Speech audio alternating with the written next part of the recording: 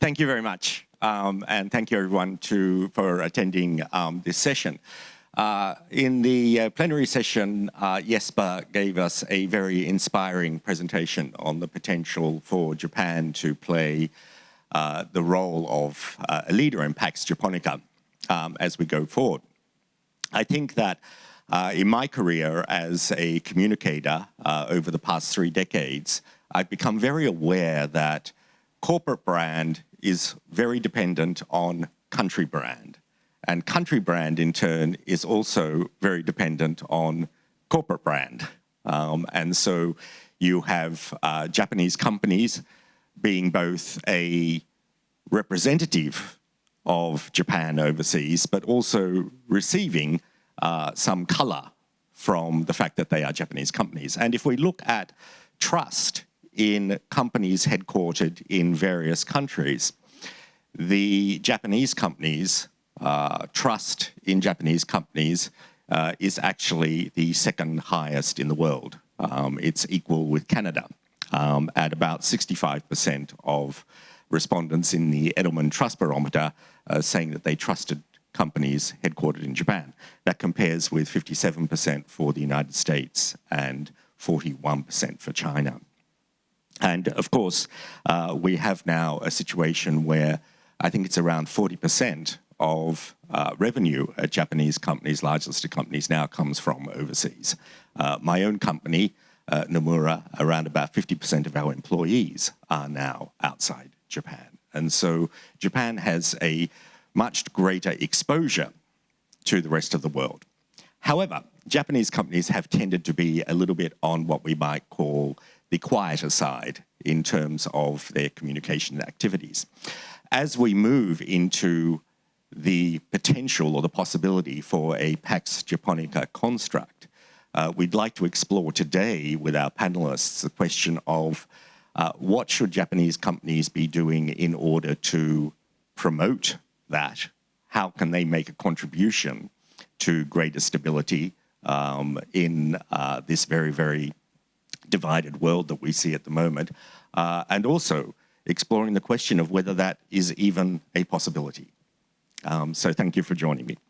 I'd like to kick off with asking the first question to Rochelle. And Rochelle runs an organization called the Page Society. For those of you who are not familiar with Page, it is a global community organization made up of chief communications officers and people working related in the communications industry from around the world. So they have around about 11,000 members from 27 countries around the world. So, and they have just recently completed their annual conference in Dallas, I believe. And so Rochelle is very well equipped today to talk about what the latest trends and feelings are of those global organizations as they look at the world today. So Rochelle, how has rising global complexity and uncertainty, including, I guess, what we could call polarization and technical disruption, changed expectations and shifted the priorities and strategies of corporate communications worldwide? Thank you, Ross, for your question, and thank you for having me here. I think it's important to start with complexity. Complexity has been a constant now. Geopolitical instability, rapid AI advances, societal polarization are all redefining communicators' remit, what we're responsible for. And it's important to note that the Chief Communication Officer is not just a storyteller. We are strategic integrators. We're building stakeholders we're incorporating data and really leaning into values across borders. And as you were talking about that balance between trust and how people are viewing Japanese corporations with great trust, unfortunately, on a global level, there is an overall lack of confidence in business in general, that businesses will be able to make an impact on society. Page conducted a study called the Confidence in Business Index and found that only 26% of the global public believed that companies can make a positive impact on societal issues. At the same time, and this is where the power comes in, and this is where the real opportunity for Japanese companies to consider how to increase that confidence in business, is that when you combine action, which I think Japanese companies are very good at demonstrating what they do with action, that they can't be trusted. But if you combine that action with clear context about why you are doing those actions, then confidence can actually increase in your business's ability to make a real world impact. And so this means that we have to link business actions and explain the why behind them with a measured communication. That's a key part. And so I think that we're seeing a reward when you have that clear and calm type of communication, and that leaders have to project that readiness and transparency, not perfection, but really in this age of noise and fragmentation, communicators must be translators of trust, anchoring it in your purpose and explaining it with humanity. Thank you very much. That's really, really interesting. I mean, the point about action and clear context, I think is critical for many Japanese companies because of, I think, the high profile of its manufacturing companies. There was an underlying, perhaps, theory that if you made good products, people would buy them and they would speak for themselves. And I think that has translated in the present age to one whereby the actions speak for themselves. But as you've pointed out, where perhaps things are lacking is in talking about the context for why you are taking those actions, because in the very complicated world that we have today, those actions may not speak for themselves, or they may be misinterpreted, or they may be mischaracterized in the media dynamic that we have at the very broad media dynamic we have in the world today. So I think that was critical. And also your point about clear and calm is something that I think is resonate very well with Japanese companies. Kim, you have had a career both in agency and in-house, working for a variety of companies, and you're now at a company that, and I find this really interesting, uses generative AI to help produce drugs, which is a really sort of a futuristic view. But in your experience with US companies and some of the insights that you've gained over your career, what are the main challenges that US corporates are facing at the moment around trust, authenticity, stakeholder engagement? Do you think that there is a vacuum emerging in the traditional role that US companies have played in terms of leadership globally? And where could Japanese companies perhaps step in to fill that vacuum? Sure. All right. Good morning, everyone. I'll build on what Rochelle was just talking about. I agree 100% with what she's described. And having been in the world of corporate communications my entire career, I think there has never been, and I usually am annoyed by that phrase, that more than ever, but I really do believe it now. I don't believe that there has ever been such a challenging time to be in the world of corporate communications and to be trying to explain what our companies do and what it is that we're contributing to and problems we're helping to solve above and beyond the products that we make or the services that we sell. And there are so many challenges right now, Ross. I mean, just to tick through a few of them that are top of mind. There's that lessened trust in business that Rochelle pointed to, but there's also lesser trust in CEOs themselves. There is lesser trust in experts, which I find as a healthcare communicator especially discouraging. There's deep distrust of expertise. We've touched on this polarized society. Media fragmentation is enormous. And I think the media fragmentation leads to a real uncertainty about truth and who to believe especially when we're suspicious of the experts who used to think that they had the standing, they had the credentials to be taken seriously and to be seen as those arbiters of truth. So all of that, I think, makes it a very, very complicated time, compounded probably by, a lot of these fears of being replaced by AI, which I think is sort of, this decade's, fear of global offshoring. I think that people are fearsome about the future. I think that they don't have the hope that they have historically had for the next generation doing better.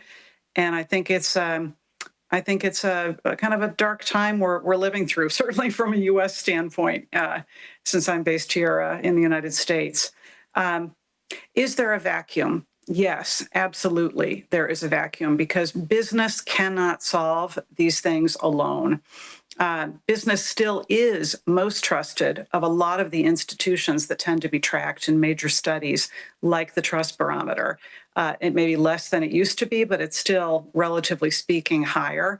And I think that business has got to be willing to work with others, with media, with government, with NGOs, to try to address, many of these problems that plague us. And having been, in the business world for a long time now, I certainly know from my past experience that companies can and do make great societal contributions. And so I'm very hopeful that we can get back to a way where people see that and believe that. So I would welcome Japanese companies into that conversation to help solve for some of these issues. Thank you very much, Kim. The point you made about the breakdown in trust in not only corporations, but CEOs, in experts and expertise, and the dynamic around the deterioration in the concept of having credentials and standing to lead the conversation. I myself find, when I'm talking to my team and they've come to me with a proposal, and I find myself more and more saying, yeah, that's really good. It's really interesting, but we need to make it entertaining.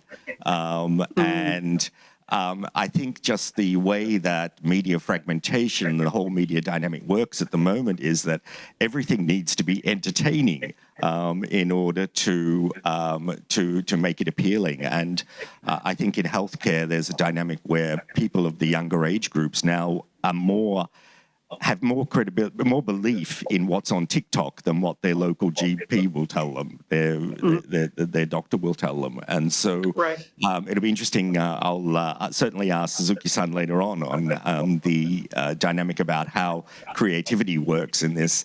And obviously Japan has a very strong reputation for content and soft power. Maybe that's something we can leverage. Mizuno-san in the plenary session talked about how Elon Musk was a really great fan of Evangelion, which is one of the Japanese anime things, and made all his directors watch the anime. John, as a leader in corporate communications from a global Japanese firm, what unique attributes do you think that Japanese companies have that may provide a pathway to both global trust building, but also to perhaps filling that vacuum that we talked about with Kim? Thank you. Well, good morning, and it's a pleasure to be here this morning. I think looking to the point that you made about the trust barometer and how global perceptions and trust of Japan headquartered companies, that trend is really interesting. And what we did see, as Ross mentioned, was that Japanese companies were among the most trusted, but also that had increased by 4% over the past year. And, it's really, there's a lot, we could speculate as to why that is, but I think partly there's the link with the overall kind of national perception of Japan, and we heard a lot about that in the plenary session. But this point about measured communications, I think, is also quite key. And there has been kind of a trend of Japanese companies to maybe be somewhat reluctant or slow to kind of weigh in on big global issues, or measured, maybe we could say. But I think that at the current time, that kind of reluctance to maybe focus on perhaps the latest trend issues or perhaps polarizing more political issues, but really focus on what are the topics that are kind of key to them is now kind of coming more to the forefront. And Rochelle mentioned the point around being kind of anchored in purpose. I think where you do see Japanese companies communicating more is around those core areas of the business or social issues that might tie back. So, you know, on a global scale, perhaps there have been cases or instances where Japanese companies may be quite slow to weigh in on big global issues. We've had these kind of debates internally where there are topics that are coming up from some of our global colleagues, and you're looking for kind of a response from HQ and what should we say, what's our position on this. And by the time sometimes, you know, those issues have developed, you know, maybe there's that opportunity has really kind of passed. But I think where Japanese companies are strong is really focusing on those core areas and that kind of more measured approach and really understanding kind of where they stand, that authenticity, that focus on what is really critical for Japanese companies in the kind of current climate. You know, that is kind of, I think, coming through in terms of the perceptions and how people perceive. So there's kind of benefits there. I think the challenge sometimes, or the hurdles that you mentioned, is being able to have that structure internally to be able to look at, you know, what are the positions and how do you respond to these issues. But I do think that kind of more grounded, more measured approach is maybe, you know, coming to the forefront a bit in the current time. I think we went through a period not so many years ago, not so long ago, where it was considered good communications to take a stance on issues. And because that allowed your key stakeholders to make a judgment as to whether, as a corporation, you were aligned with their values or not. I think what happened with that was it led to a very binary construct. You're either on our side or you're not on our side, and that is sort of happening all over the world at the moment. How do you see that dynamic between sort of going in very strongly on the values and purpose and sort of juxtaposed with the need to be making comment on certain social issues that would appear to be important to you because of that purpose and values? Yeah, it's something, you know, from a communications leaders and communications teams, we've had a lot of debate around, and there has been, I would say, a bit of a shift where there was this expectation to really kind of respond and what is the position on social issues. And I can just talk from our experience. You know, we spent some time kind of step back, and you know, although we have very clear purpose and our impact strategy and other aspects, we also developed what we called our kind of social issues response framework, where we looked at different kind of steps that we would take to decide whether we do kind of respond and what that response would be, whether it would be something that we would just, you know, provide commentary to internally versus taking an external stance on some of these issues. And ultimately what it comes down to, I think, is having a much clearer view on what are, you know, what is that core purpose, what are the key issues that the company really is focused on, what is very kind of material to us. And those are the kind of the topics and the issues where we would be much more willing to take a public stance and really weigh in and work with our partners or provide that position. So that kind of, it did somewhat bring it to a point and kind of forced us to really think about how we do that. But yeah, I think, you know, that stands us in better stead now to look at where we do and don't respond. And do you think from your own experience that the greater globalization of Japanese companies, Lixil has made many acquisitions overseas, I think a large percentage of your employees are now outside Japan. Do you think that increasing globalization over the past decade has actually forced Japanese companies into have these sort of discussions internally?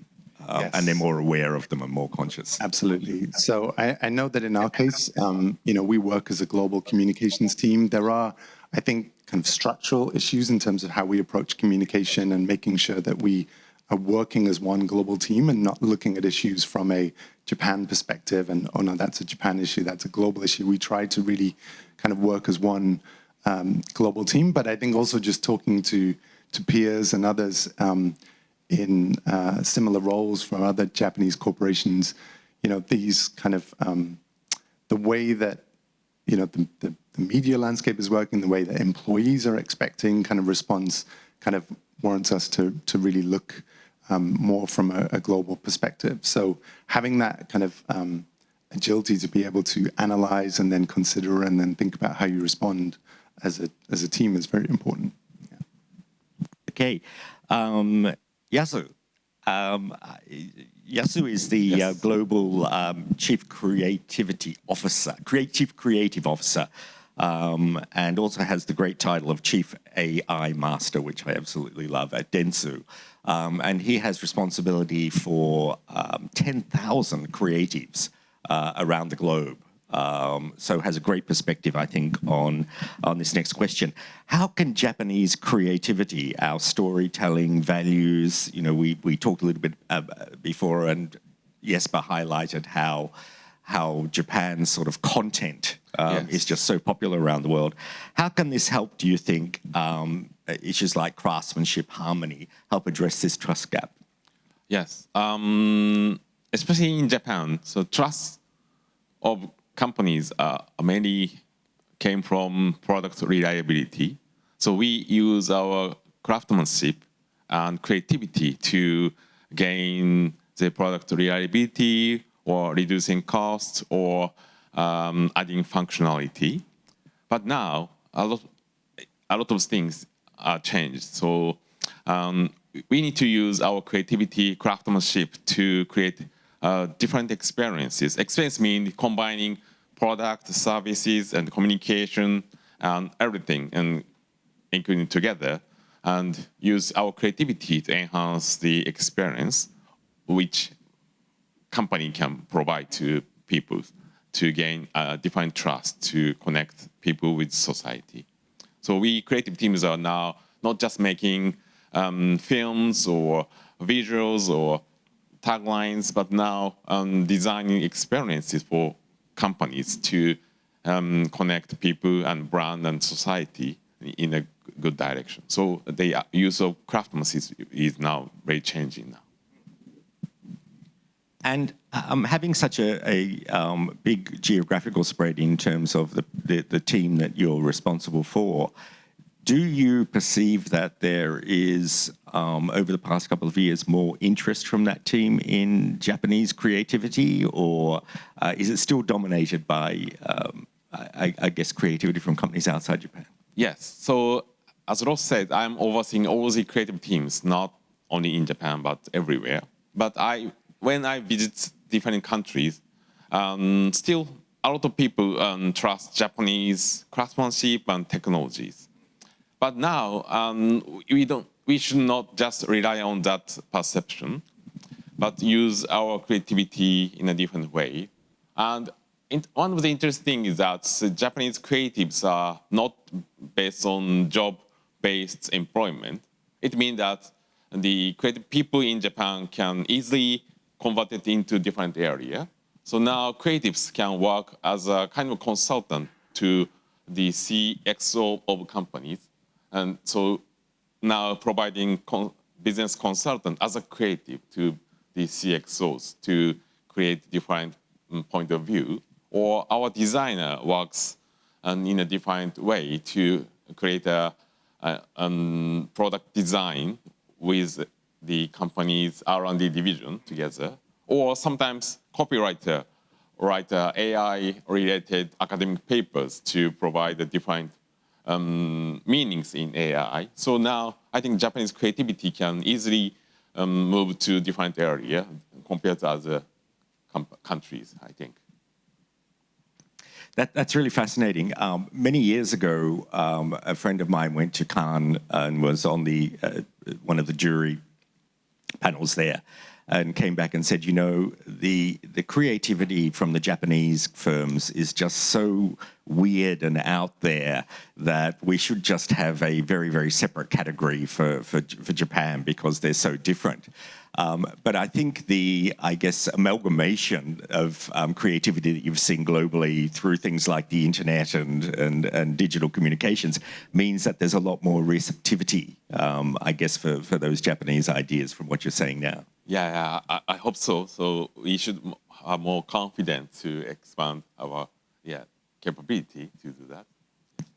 I was also really intrigued by the comment you made about it being in the past all about product reliability, but now more and more about creating different experiences. And that sort of resonated with me in line with Rochelle's initial comments around not just the action, but the context. That it's not just about the product or about the action, that there needs to be something that's backing that up, whether that be the context or also in terms of the creative world, the different experiences that you're also being able to create for the framework of that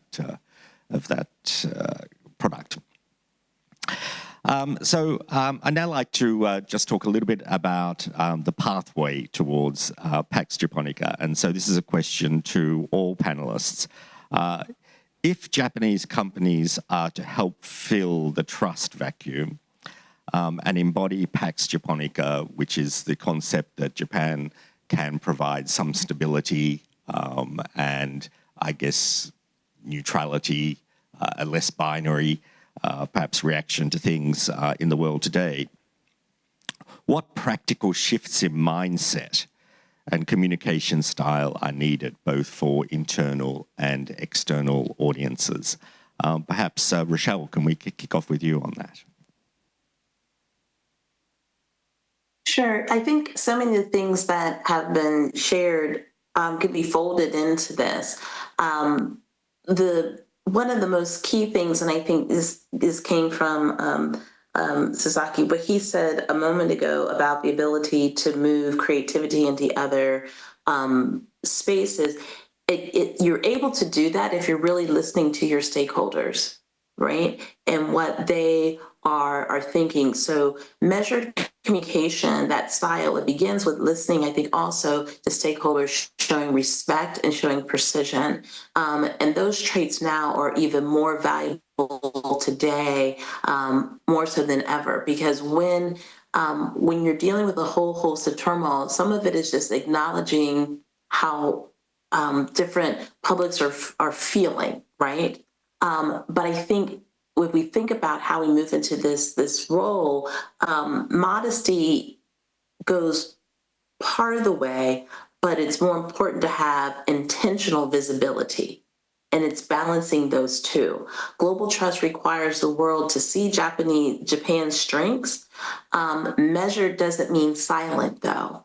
And so as John was describing, having that sort of framework to make decisions on when and what issues to communicate on, it leans into what Paige would call corporate character, that it's your mission, what your corporate values are, why do you exist in your purpose? And then when you lean into those things, you're better able to communicate with empathy, you're able to communicate with assertiveness, and you're able to lead conversations leaning in with your ethics because you are authentic in who you are perceiving to be. Be able to communicate with how you're being innovative. You're thinking about your stakeholders, particularly the diversity that you have globally of your company and your employees and their well-being. There's an opportunity for Japan to really become that authority there of listening and empowering, but empowering communicators is an opportunity to be strategic leaders.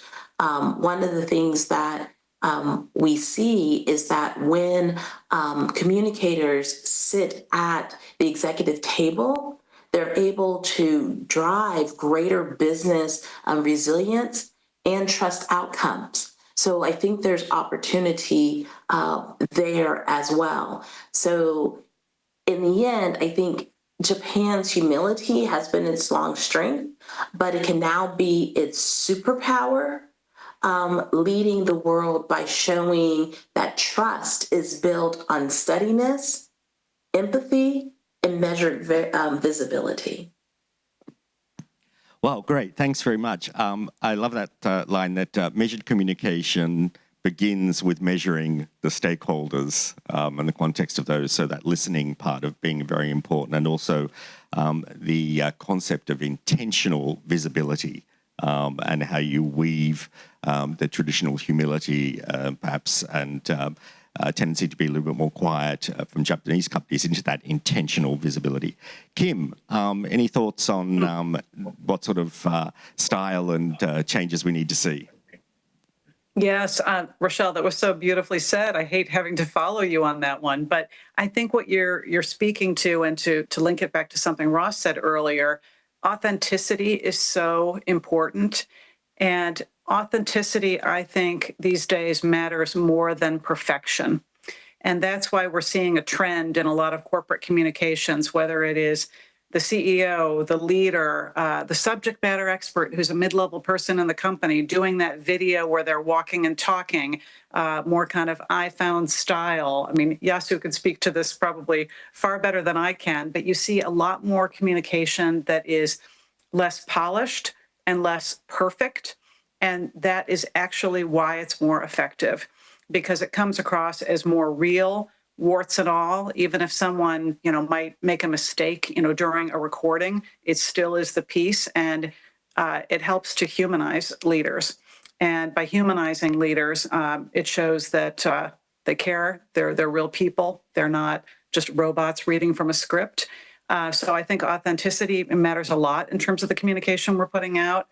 I would encourage all of you to think about investing in your own channels and your own storytelling in that thoughtful, measured way, where it's never about a single tactic, but it is about continuing to chip away and to tell your story, the story of the problems you're helping to solve, the high quality products that you are making, the things that distinguish you and that make you a good corporate citizen, because all of that content certainly matters. And now that we are entering an era where we're using answer engines and large language models even more than search engines, a lot of that content becomes fodder for those kinds of answers and what is ultimately written and understood, about your companies.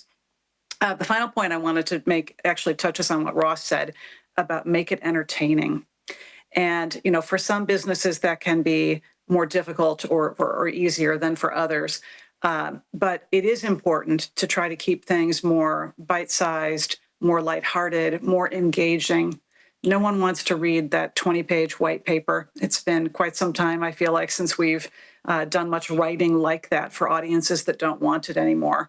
I would posit that not only do people want to be entertained, they just have much shorter attention spans than they used to. And I think that has to do with the digital environment that we live in. So if you've got to do a long version of something, make sure that you can break it into pieces and bring people along with you for as much as they're willing to hear from you. But authenticity and entertainment, I think, go hand in hand. Thank you, Kim. And that snackable content, as I think we used to call it at Edelman.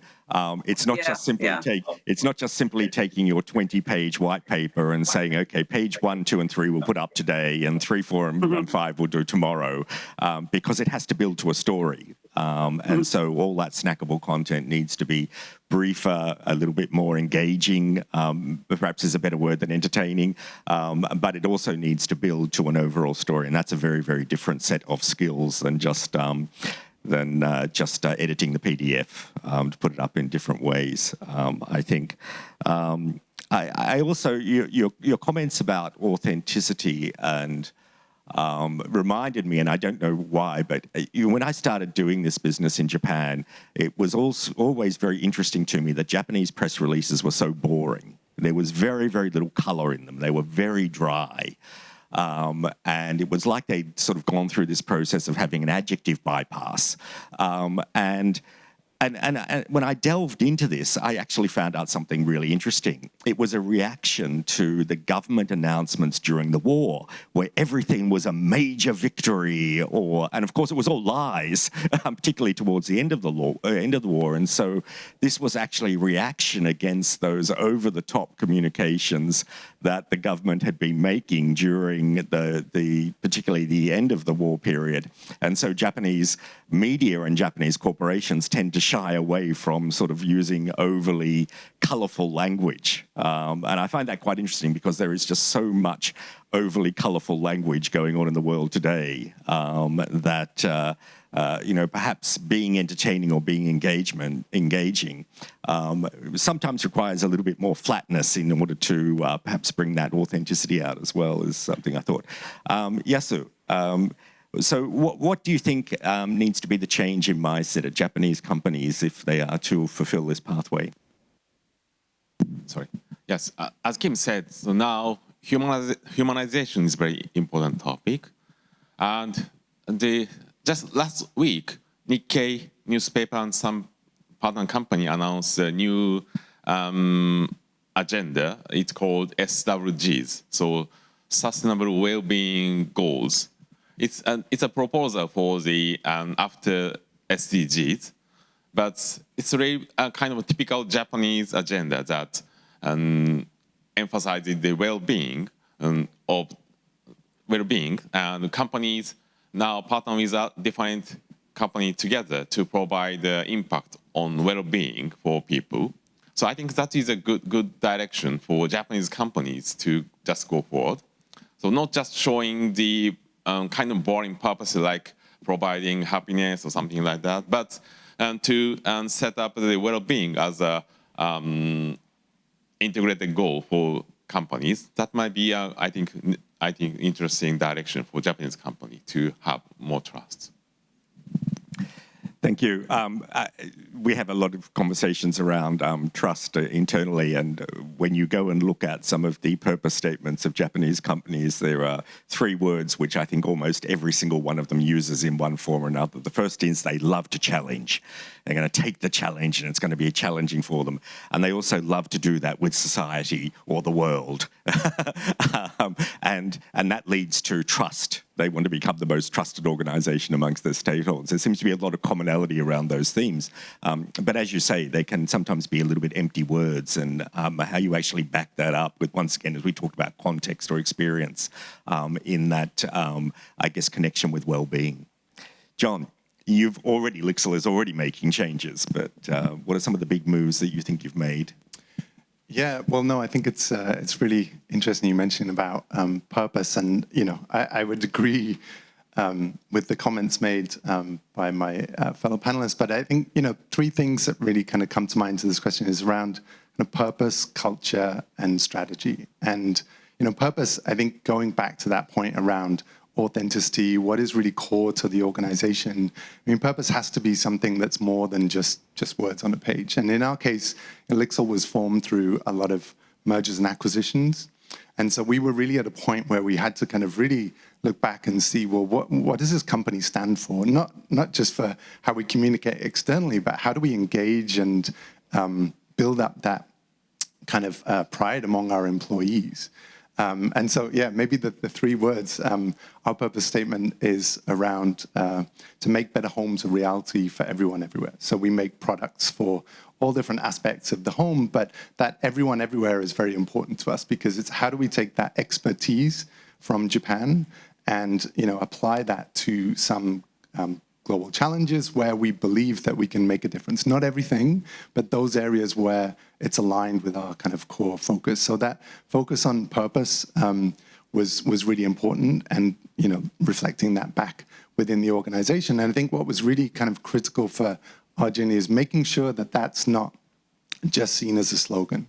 So embedding it within kind of the governance of the organization, kind of decision making, and for employees to see that leadership was really kind of committed to this. So there were some key initiatives that we'd taken, but that we then saw that shift where it was kind of not just a marketing tool or a communications tool, but it was helping to kind of drive decisions that the company was making. And that really fed into then the culture that we were trying to build at the company. And, post many M&A and in a global organization, that was a really big challenge for us. And I've been there for 10 years. I mean, this is kind of an ongoing journey, but really establishing that culture. And then I think that kind of feeds into strategy, decision-making, choices that we're taking in terms of investments, business strategy, management direction. But it all starts with that kind of core and anchor around the purpose.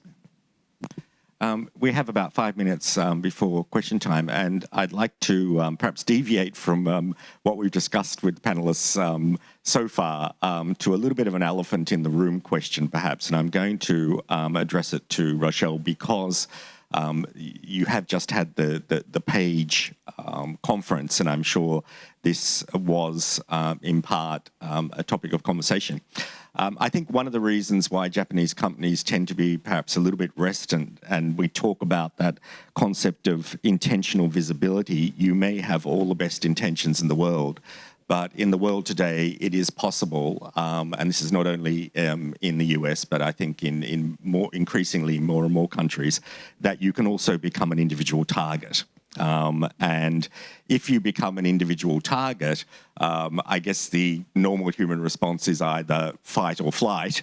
But is there a middle ground? And is there a perhaps more Japanese type sort of measured response to something like that? Or, are people sort of talking about the need to fight back or just remain silent? I know it's a little bit of a controversial question, but just from the background of having had the conference, if you wouldn't mind. So it is going back to exactly what John was describing, is knowing who you are as an organization and being authentic in that space, and that your actions have to continue to align with who you say that you are, right? And again, it's not about saying that you have a corporate character that just drives communication, but it drives your full actions of your corporation, of your organization. And so if you are standing on your mission, if you're standing on what you have already said and your corporate officers believe in it, you are then bringing that idea of your mission, your values, your culture, your strategy aligns there. And you make sure that one of your most critical stakeholders of your employee understands the why of your actions. If you lose your home base of your employees, then everything else in your external environment is going to begin to crumble because they represent the true character of your organization. And so you have to make sure that you're standing on who you authentically are, and then able to explain through context and proving with action of what you're doing and why you're doing it. Organizations, again, if you're going to peek your head out of the hole per se, like, that you're going to communicate on something, then you have to be able to stand by what you're saying with action. What are you doing to affect this issue? It can't be performative. One of the biggest backlashes is that when organizations previously have spoken about things or issued proclamations or said they're going to do this, and they ended up retreating because they didn't have a strategy behind it, it wasn't it wasn't built on who their character is, that's when you get into even more trouble. But if you are being authentic and true to what your character is, and you have your employees behind you, others will rally around you and support you because they'll understand. And if not, you'll begin to lose the public, even if you're not being authentic. And so you're going to have to pick battles that you're going to fight because you have to maintain your license to operate. But at the same time, if it goes against the core of who you say you are, then you might push back, right? And I think it takes that back, like John said, when they were acquiring all these companies and things, they had to decide, who are we going to be as a company? Who is this new Lixil? But you have to make sure that your corporate officers have a belief in that, your employees have a belief in that, and then each of your actions align with it, whether it's things that are happening and no matter what that market is, that you can go back to and point to in an authentic way of who you are. And if you do that, that then helps to build support around you, and people will begin to advocate on your behalf because they know you're being true to who you are, and you won't actually end up being that alone. But when you get swayed and you're not rooted, if you don't have roots, then it's easier to be punished in the marketplace, or your employees and things reject you because of a political headwind that might be coming your way. That is an incredibly excellent answer, I think, to what was a difficult question. The amount of performative communications that we see in the world today, and perhaps it goes back to this sort of need to be entertaining in a way, and that drives the media cycle, has increased so significantly. But what I took away from what you just said there is, we can talk about certain world leaders being performative and we just say that's on brand, that's what we expect from that person. But I think the way you distinguish that, it's not about just being so much on brand, but it's been about being on character and being true to the character that you have decided to adopt, and making sure you own that character as well is really, really important. Okay, we'll now turn to some questions for the audience, and I've got a little sign in front of me here that says, please take questions in batches of 2 and 3. So let's take a couple of questions, okay. Hi, thank you very much. I'm Romain Caillot, Public Affairs Consultant here in Tokyo.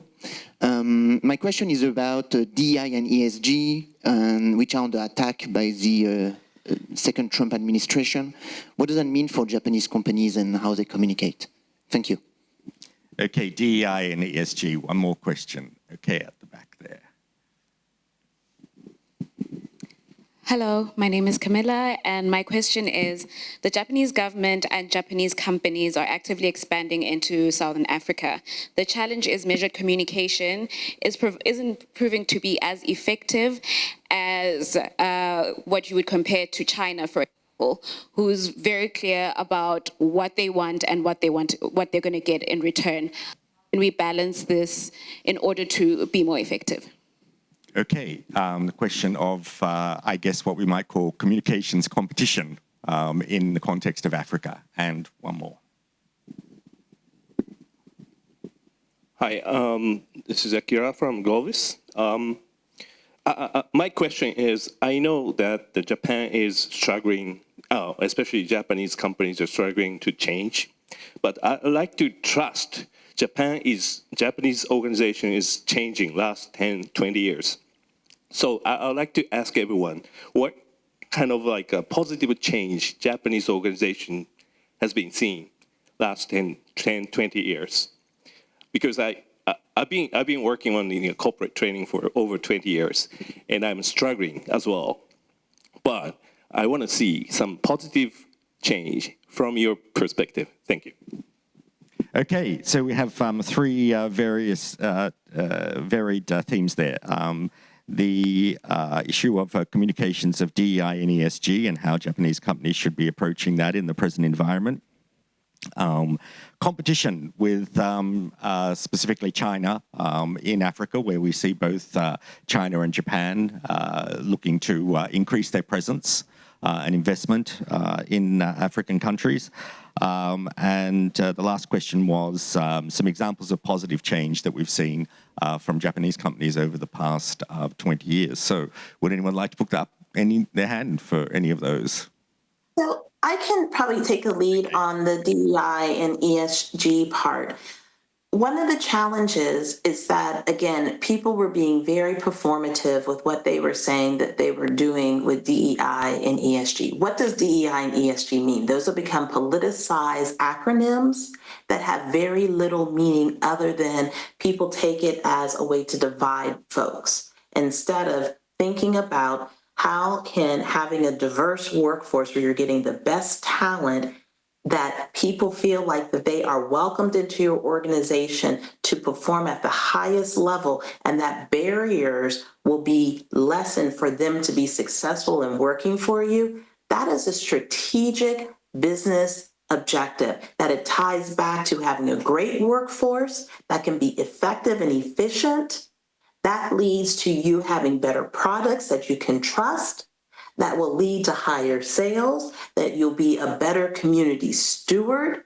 And so if you can tie what your initiatives are to make sure that you have an effective workforce, that people want to work for you because they are welcome there, and that you're not discriminating against people, that is why you do it.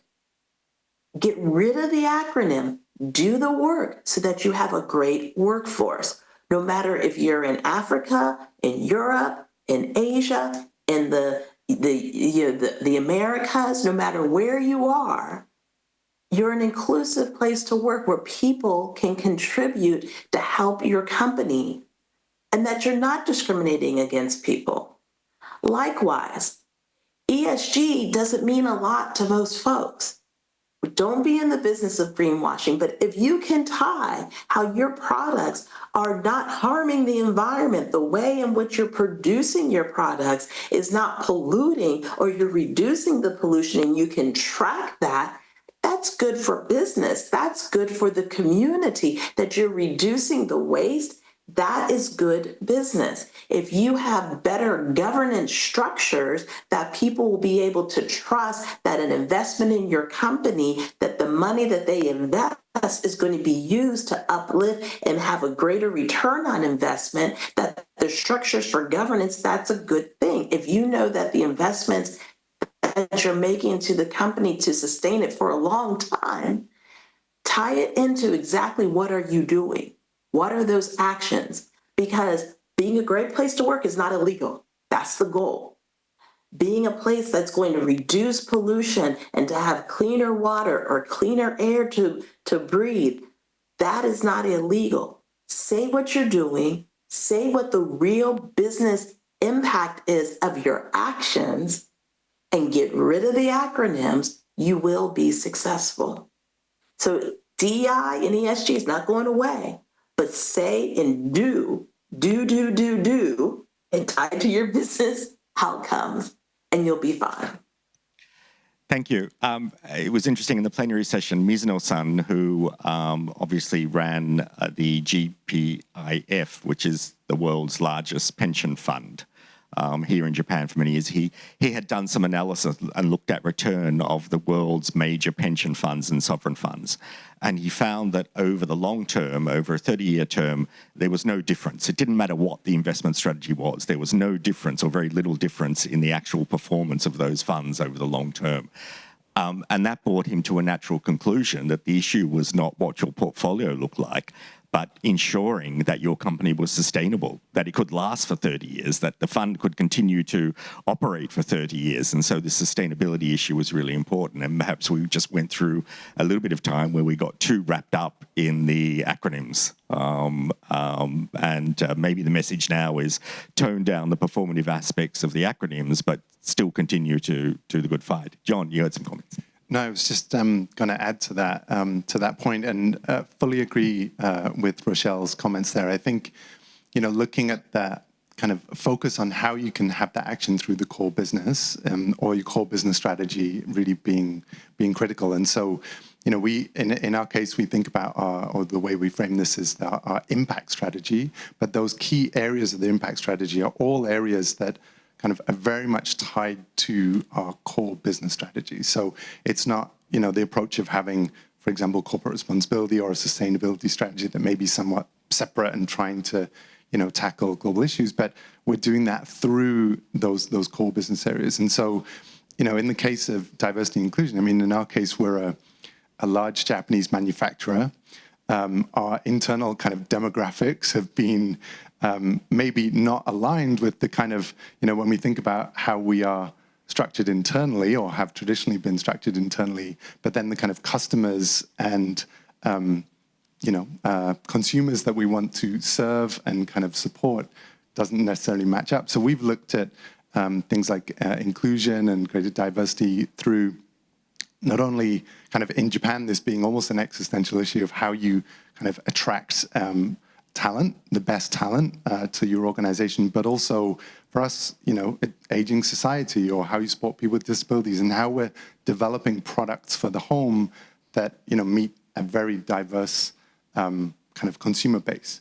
And you can't necessarily do that if your internal kind of demographics don't in any way reflect that, right? So we've had a kind of a focus on that, but exactly as Rochelle said, it's not because of the acronym or because of the trend that we have to do that. It's because, we see that as being kind of critical to us being successful with those consumers and our business going forward. So yeah, I just wanted to really kind of echo those points that Rochelle was making. Yeah, John, sorry. I was going to say, I think what you're describing, though, is absolutely best practice as it relates to all of these issues, because we've all been in situations where DE&I initiatives or more like social sustainability initiatives are seen as add-ons. And suddenly there's a year where budgeting is difficult. And when those things aren't embedded in your business, they can be, sort of stopped and cut, in sort of lower performing years. When they are really embedded in your business, you've already then proven the commitment to them. They're really a part of how you work, and they become very difficult to pull out and kill. But I do agree. I like to think the work continues. I think we're just calling it something a little different these days. Yeah, it's important to embed it in the character, I think, and what, John, you said about making sure that it was related to the core business areas, I think is really, really important to that. Perhaps in some ways in that sort of performative construct, many companies drifted away from that and got very much caught up in the concept itself rather than making sure that it was strategic. I did want to turn to the question of competitive communications. We live in a very, very competitive world, and one of the things I always talk about is, one of the reasons why Japanese companies are perhaps not so as expert or have not been so expert in branding as they were, was that for many years, Japan really didn't operate in a competitive dynamic from post-war through to about 2005. And then after the bubble burst, they put their head up above the parapet and said, oh, there's competition out there, Korea, Samsung, China, many, many different countries. And so I think Japan is playing catch up at the moment. But Yasu, on the question of how can Japanese companies perhaps better communicate in that competitive environment that we're seeing, particularly with respect to Africa, but I think it's a valid conversation with any country. Yes, it's very difficult questions, but not just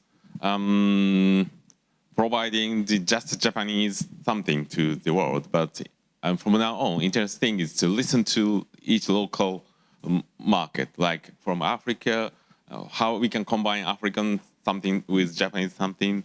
Then I think Japanese can provide a very different capability to the world, not just providing the function of providing products from Japan.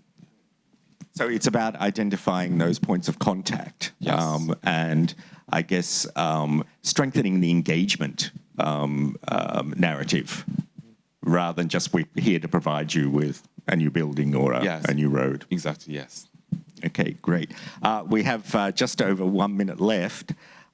Is there anyone who would like to say something for 1 minute, that has a burning desire to say something that we haven't covered? No, okay, quick question then. Yes. Yes.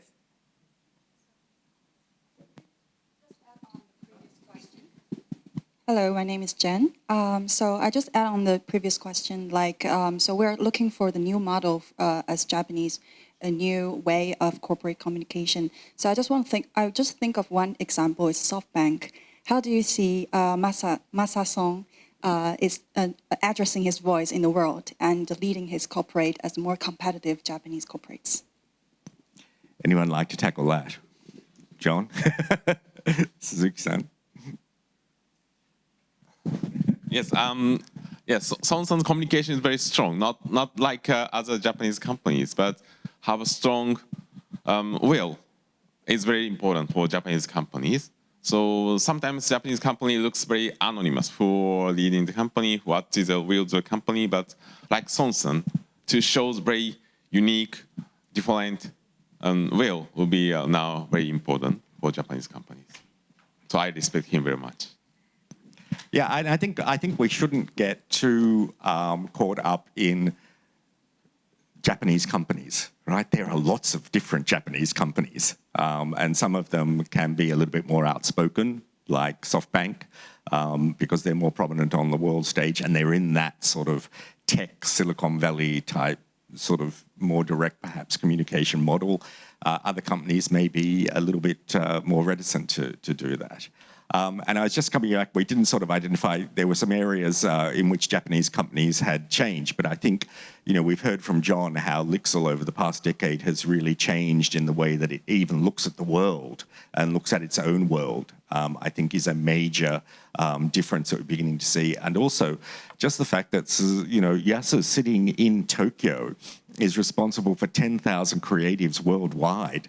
That is incredible when you think about it. And 10 years ago, 15 years ago, it wouldn't have even been possible that Japanese companies would have that reach. So I think there has been market change. Okay, the note in front of me now says time's up. So time's up. Thank you everyone for joining, and thank you to the panelists.